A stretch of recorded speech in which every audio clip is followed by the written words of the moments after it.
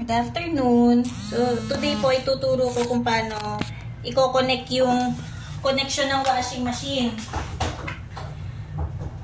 Okay. Sana nakikita nyo ng maliwanag. Ano po? So, ito po yung inlet po ng tubig. Okay. So, yung inlet po ng tubig nagaganito po yan, no? Up and down. Kita ba? Up, down, up. Ayan, ganyan. So, kiklik po natin yan dyan. Okay, nakalock na po yan. Yan. Tapos, pwede na po pihitin ito para magkaroon ng tubig. Okay? Itong area po na to, pipihitin para magkatubig po sa washing machine.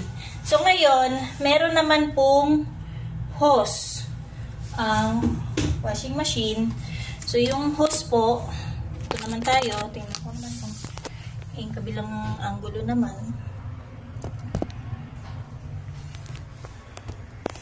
Itong dalawang hose na to, pagduduktungin naman po siya. Para yung tubig, dire-diretso po dun sa dulo yan, sa shower. Ayan.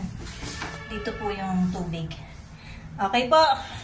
And of course, para gumana ang washing machine, kailangan nakasaksak. Ang saksakan nito ay bakit lang yung saksakan nito? Ito.